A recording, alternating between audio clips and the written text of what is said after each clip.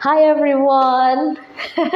You're welcome to episode 2 of my diary of a doctor's wife. I'm your host, Iyawo Doctor, and I'm so excited that you're listening to me now. If this is your first time, please like, share, and I hope you subscribe after watching this because you are going to enjoy yourself. I'm enjoying myself, and I know that you will enjoy yourself as well. So, the first episode I started telling you about what this diary is all about, sharing my lessons, sharing some of my mistakes that I made as Iyawo Doctor. So Iyawo means wife in the Nigerian Yoruba language. So today I'm going to be talking about the journey so far and how we've been able to address some communication issues. So from the journey so far, I would also talk to you about some of the struggles that we had that we're still having, because the fact that I'm doing this doesn't mean that everything is all perfect and rosy. No, not at all. So sit back, like I always say, relax, and once again, you're welcome. Okay, so if you see me looking down, I don't want to forget my train of thought. So that, yes, I'm a psychologist, so I'm always I need to be sure that everything is well prepared for. So I mentioned some of the backstory in the previous episode. So some of the fun moments that we've had so far is the fact that I have my own personal doctor. All right. So in terms of complaints, in terms of things, I always let him know, and he's always extra careful with me. Sometimes he doesn't even want me to stress myself. And I'm like, it's not possible. Even the WHO, when they define mental health, we are supposed to cope with normal stresses of life. So that's also really, really nice. Also, the fact that he's also caring. Yes, Dr. Demi is very, very caring. Dr. Demilade Omoniyi is my husband. That's the medical doctor, and that I'm sharing my life story with. Yeah, so he's very caring, very intentional. Despite his busy schedule, he's always helping look at my flyers, look at my designs, look at some of the ideas I have concerning the Encourager Consulting Group, which is my mental health and coaching service. So he's really intentional about my life, our life together. Yeah. So some of the not so interesting things is that for issues like birthdays, anniversaries, we try as much as possible to celebrate them. Valentine's Day, Christmas, New Year, all those lovey-dovey things. But like I mentioned in the previous episode, I've come to accept that we may not always celebrate those things together. So, when people are doing pajamas photos, couples are doing pajama photos and all of that, spending Christmas, New Year's, Thanksgiving with their partners. My partner is at work, attending to lives, saving lives. So that also could be a downside. So that's the backstory. That's the journey so far. I remember Christmas 2023. Yes, Christmas 2023, I went to spend Christmas with him at the hospital. Yes, he was on call, and I didn't want to stay at home alone. So he went. We spent Christmas together. He was busy, but the fact that I know that I was next door to him and I could always pop in to say hello was very comforting. And then I think Boxing Day we went home together and then spent a few hours together because he had to go to work the 27th. So basically, we've been able to adjust. We've been able to look at things together and say, okay, I'm not around Valentine's Day, but I'll be around on the 15th. How can we work together? So while dates are important for us, we are also trying to be flexible. So that's the first thing I would like to share with you. Please be flexible. After you've accepted that you have a busy spouse or you are the busy spouse, be flexible. You are not comparing the fact that everybody celebrates Valentine's Day on 14th or everyone celebrates Thanksgiving at a particular time. Your own Valentine's Day may be in July or maybe you just pick something. So be flexible with your partner, be flexible with your spouse. It would help you a great deal. I know one of the things that we talked about while we're dating and now that we're married, that we said that Sundays, no cooking on Sunday. So in terms of when both of us are available, we'll have lunch together. Even when one of us is not available, we still have lunch outside. So that is also something that we cherish. Any little moment with we have together, we spend it together. We are not using that time to complain or to nag or say, hey, you did this the other time, or you did not. Try to limit all of that. So be flexible. Take pictures. So I realized that this really helped me, because the times when he's on call at a stretch different days, or he's out most of the day, he comes back, he's dozing off, he's sleeping, I use pictures of ourselves together, videos of ourselves together, to comfort myself, to encourage myself. Yes, I'm the encourager, but I also encourage myself. So another thing about Dr. Dave is that he doesn't really like pictures, but I tell him, I have to take pictures, because when you're not around, what will I do? So encourage your partner to take pictures, create memories together. So you're flexible, you're creating fun memories together, and you are capturing those moments. So either through pictures, through videos. I say this with all pride. I taught my husband how to do a video call. Yes, how to do video calls, because when we were still dating, he was in Ibadan, I was in Lagos. I know I was in Ibadan for a while, but when I moved to Lagos, communication was an issue. So I said, okay, let's start doing video calls. So, video call? I said, yes. Okay, so instead of, okay, yes, put the phone like this. Yeah, no, move back a bit. Yeah, raise it up. And he was able to learn it.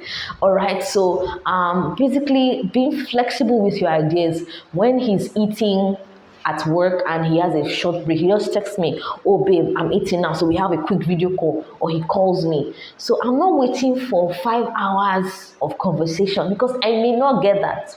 So even if it's 5 minutes, even if it's 10 minutes that I get, I appreciate that. All right, even if it's a voice note that I get or that I send, he also appreciates that. So we're very flexible. We create fun memories together, and we understand that we have a purpose together. We understand that we have a purpose. Our coming together is for a purpose. So we do all we can. We do all we can to make sure that our marriage thrives, that we are fulfilled and happy in our marriage. So if you've listened to this point, thank you. I want to see your comments in the comment section while we move on and talk about communication. So I know I've mentioned a bit about sending messages during the day, at night, which is good, but be flexible in your approach. Your spouse may not be able to call you every day. No, it's good, all right? But understand the peculiarity of your marriage. That's what I want to say. Understand the peculiarity of your marriage. There's sometimes that is the whole day. I know if, for example, my husband is in, so he's also anesthesia, sorry. He's in the anesthesia department, so he's a resident doctor in anesthesia. So he's always having surgeries back to back to back. So either in the ICU or in the labor ward, in neuro, or in whatever type of surgery, he's always there. So he's not like family doctor or something that they close by 4. No, he closes when the surgery is over. And some Nigerian factors, they may not start on time. So we're looking for ways in between all of this busyness to plan how we can communicate. So first thing I would like to say is that active listening really helps. So when he gets back from work, or anybody gets back from work, or anybody gets back home, we agree that you welcome the partner with a hug and a kiss. Yes, so just to feel each other at that time, very important. Sometimes I carry a heavy bag. If you are listening to me and you're a doctor, why do you people carry heavy bags? So I carry a heavy bag. I insist, not that he tells me to, I insist, and I'm dragging it, to where he keeps the bag. So I allow him to rest, even though I'm trying to tell him, how I'm doing my day, but I'm not nagging, I'm not saying, hey, why didn't you reply my message? No, that's not the time for all of that. So I practice active listening. He's the listener, I'm the talker, but he's also learning to talk as well, while I'm also learning to listen. So in terms like when we have lunch, when we have dinner, when we have dinner, we try to tell ourselves no phones, so that we can watch TV together and discuss what we are watching, or we can hear about each other's day. What happened? Why didn't you start the surgery on time? Or he asks me about my sessions. How did it go? How am I planning am I preparing for, any program that I'm preparing for at that time. Active listening is very, very important for couples or people in relationships that are very, very busy. Basically, it's even important for everybody, but this is a show for busy partners. All right, so practice active listening, very, very important. Another tip that I know that has helped us is technology. Yeah, using technology to our advantage. So, like I mentioned, having video calls, sending voice notes, sending text messages out of the blue. Oh, hey, babe, I miss you. How are you doing? Just checking up on you. And he does the same. All right. So, if you're saying, oh, my spouse is not like, you can teach your spouse. This is a no complaint zone. Like I mentioned, you are not comparing your relationship or your marriage with another relationship or marriage. No. So you're using technology to your advantage. Very, very important. So you are not, I know one of the mistakes I made earlier on, early months of marriage was that, I'm sending a lot of information, to-do lists, and every it's not necessary. If you can handle them as the freer partner, please handle it. Or if both of you are very busy, look for another time. If it's not urgent, look for another time to communicate those kind of messages. Because just imagine you're busy at work and you're saying, don't forget to do this. Why didn't you close the pot? So you're not using technology wisely. So when you're using technology wisely, you're having video calls, voice notes, like I mentioned, you're capturing the moments, very, very important. And then Google helps me. Google Photos helps me. So it just says, 4 years together, 4 years ago rather, 3 years ago. And I screenshot it and then I post it. We also have a group together. This is what we do personally. You may choose to. I have 2 groups with my husband. Yes, we're on 2 different groups. Myself and him were on one group, myself and him again were on another group, and then we have our individual chats. So we've been able to spread how we communicate. So if it's issues that are urgent, we have a group where we drop messages. If it's issues that are funny, and we have a group, so that way we're able to relate with each other. So we're using technology wisely. Another communication tip is that avoid assumptions. Women. Avoid assumptions. You're not thinking, he's not responding to my messages. He doesn't like me. If he loves me, he would do everything at all costs to check his phone and respond to me. Please do not make assumptions if you do not know the whole story. Very, very important. So maybe you dropped a message for him, all right, and then he didn't respond. Instead of when he comes back or when she comes back and like, I dropped a message for you since, I never respond. Like, hey babe, I miss you so much. I even dropped a message for you. You will see there's a difference in the response.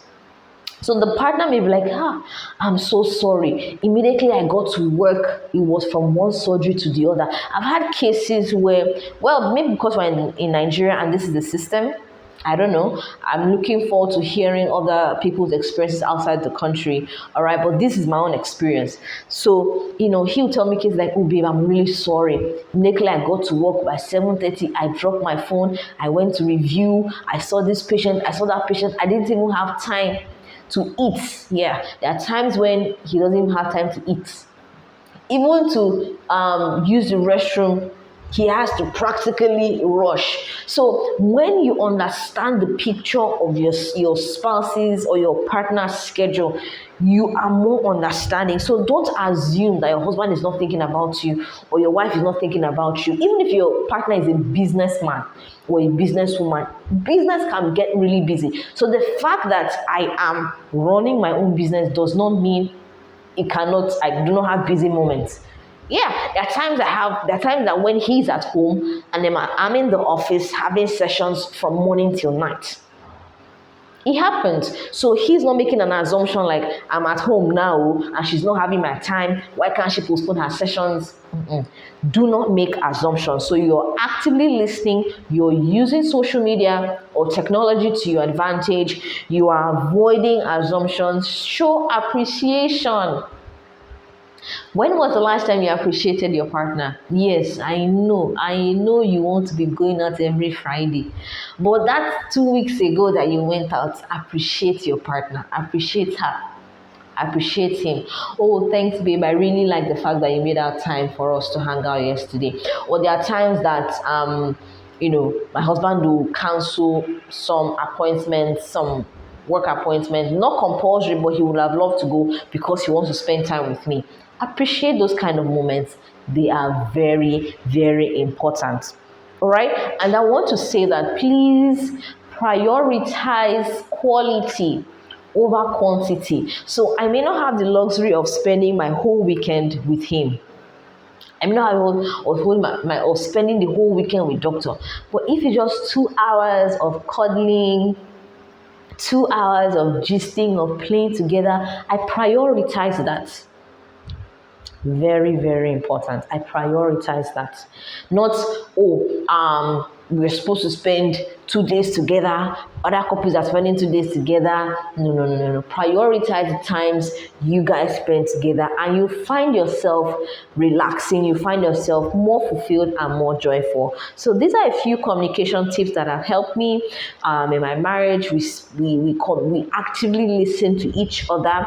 We use technology wisely. Like I mentioned, we have like 2 or 3 groups that we communicate together, and they are spelled out. We even have a Google Drive where we upload pictures and we just go back to them. All right. We do not assume. We clarify. Hey, babe, I dropped this message for you. What's up? Is everything okay?